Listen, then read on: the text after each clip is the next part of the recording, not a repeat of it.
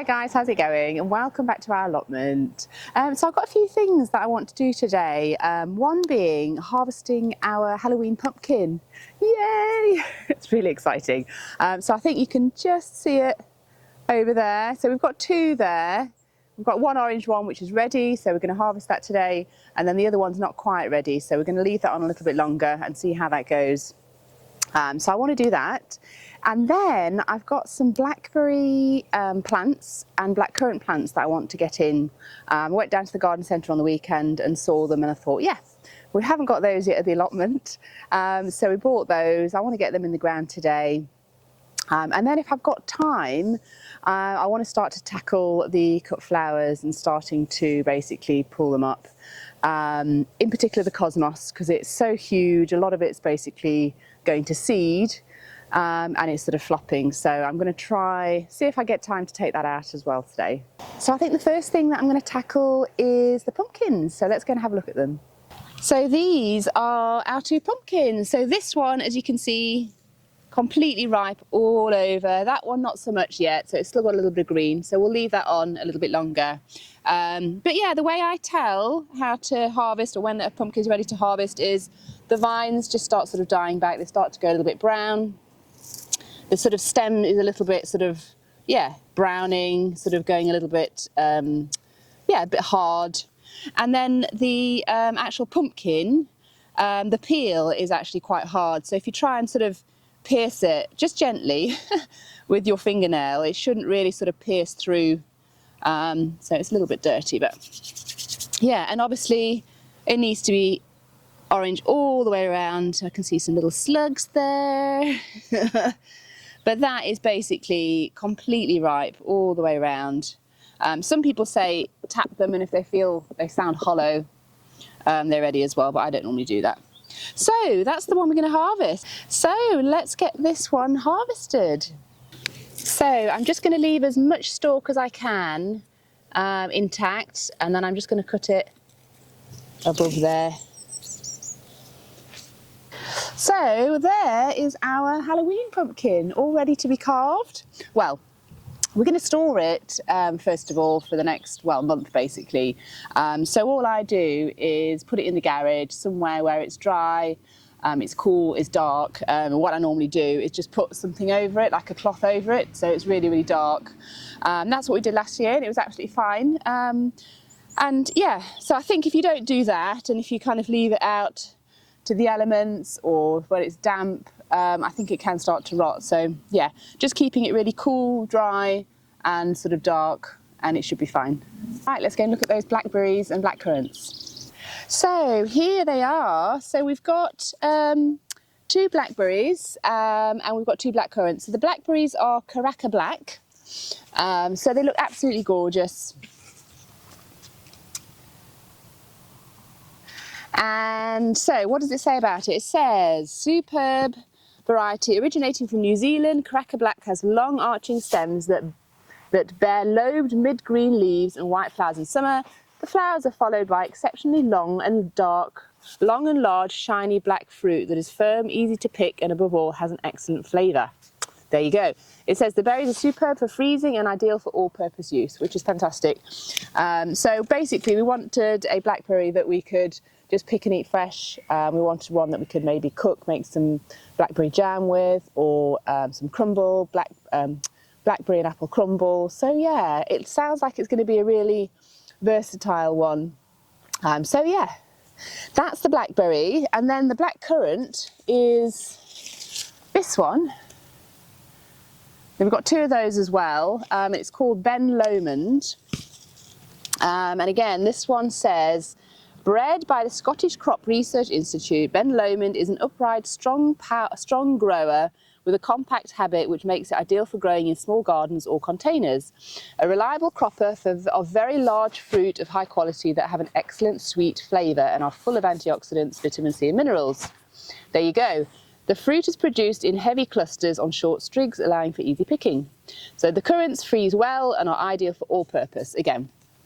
So yeah, that's another reason. We want something that we can use it sort of for all purpose. So yeah, they look really, really good. So I think all of these say, yeah, full sun, so it needs to be full sun.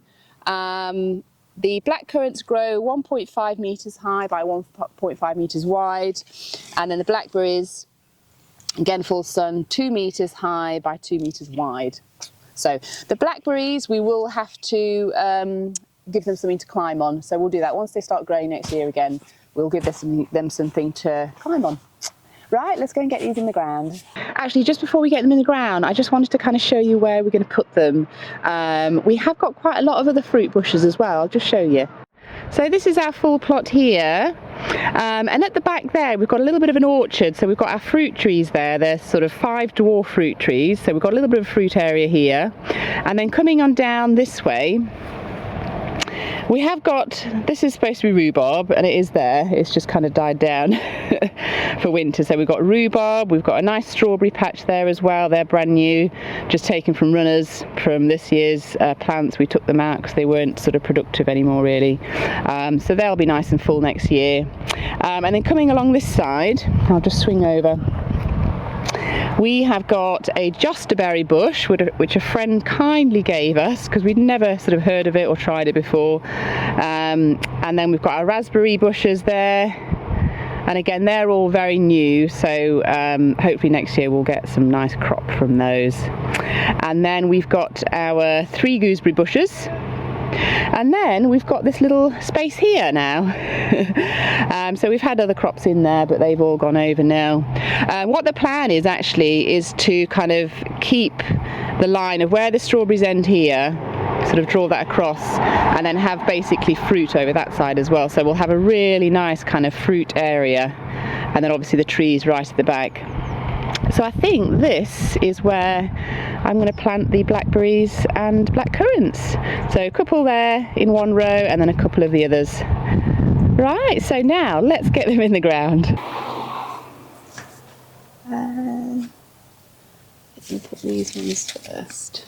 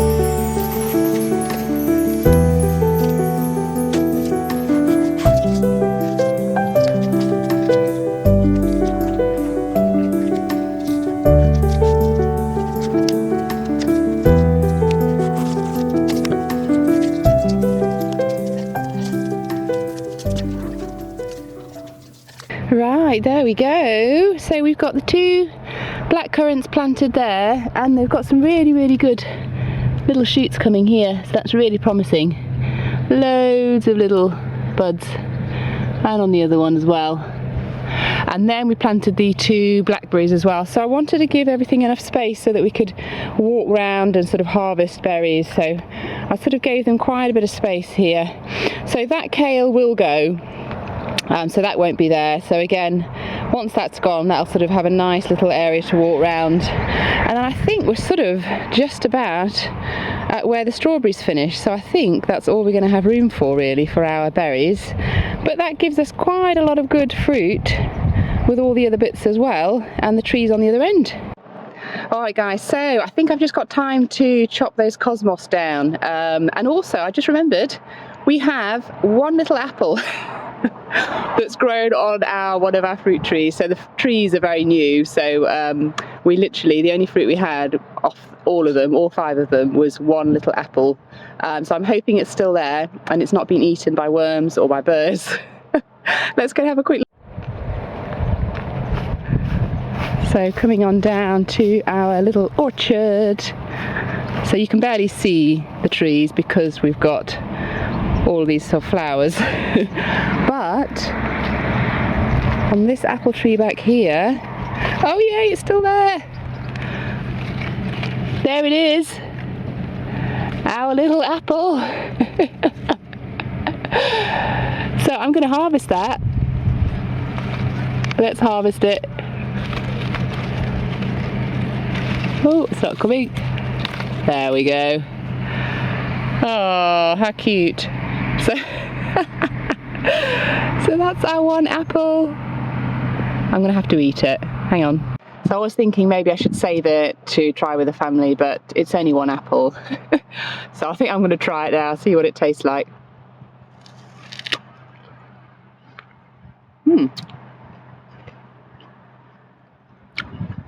Oh, that tastes good.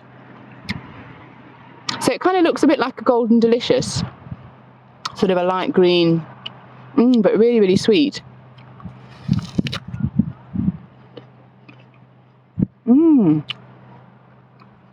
That's really tasty.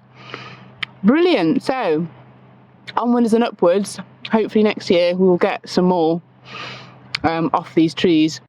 So we have got 5 fruit trees. We've got the apple that I've just picked the apple from. We've got another apple there, apple tree there. You can just see it poking up over the cosmos. We've got a plum. We've got a pear. Where is it there? You can see it kind of poking up. Cherry's not doing very well, so I think we're going to take that out and put another one in there. But yeah, so this is basically the patch that I want to get tidied up a little bit. So as you can see, the cosmos has just gone mad. So we had cut flowers in here basically, but the cosmos just kind of took over. So what I'm going to do is chop all these back. So I think what I'm going to do is just chop down to the sort of root level and leave the roots in. So I've been watching a lot of sort of no dig stuff, especially Charles Dowding. You've probably heard of him. Yeah, he recommends when you sort of cutting things down, depending on what plant it is, but I think most sort of vegetables and flowers and things, you can just sort of chop down to root level, and then you leave the roots in the ground and they will just sort of decompose and add goodness back into the soil basically. So I'm all for that. So we're going to try that this year. In fact, the whole allotment this year we're going to do no dig, and we're going to try and do that. So we'll see how that goes, and just sort of obviously put manure on, feed it with the manure, and just sort of let it, let the goodness kind of, create in the soil, as they say, or as I say. All right, let's get these cosmos cleaned up.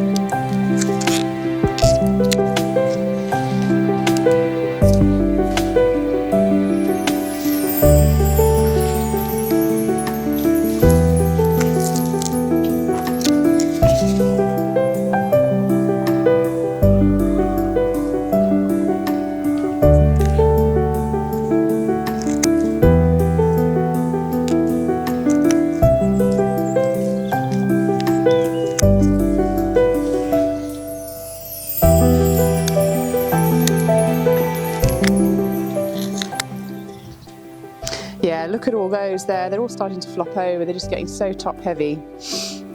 There are a few nice little flowers left, but yeah, they're all just starting to flop over. And yeah, another one. So yeah, let's take the rest of them out.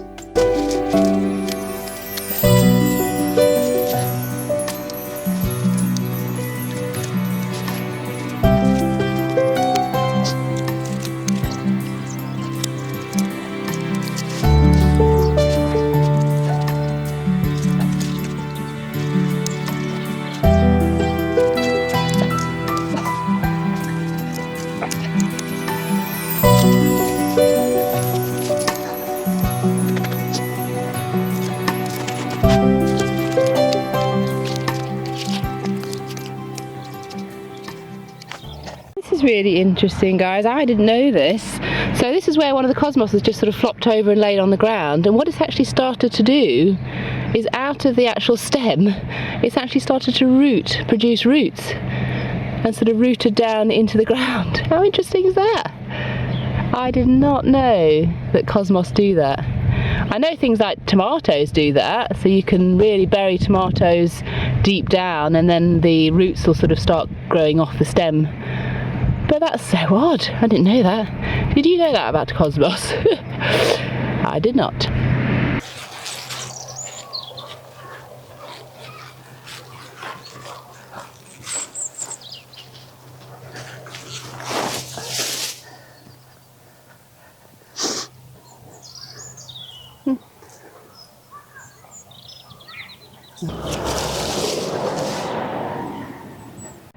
Wow, look how different it looks.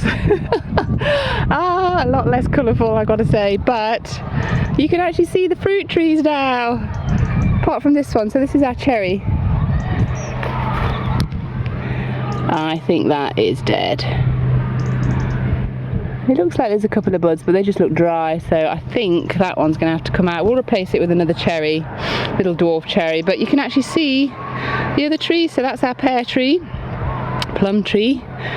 We've got an apple over there, and then the apple where I picked the little first apple off over there. So yeah, that is kind of our little orchard. So I just need to do a lot of weeding here, so I'm just going to get all these weeds up. Not today, I'll have to do it another day because I've run out of time.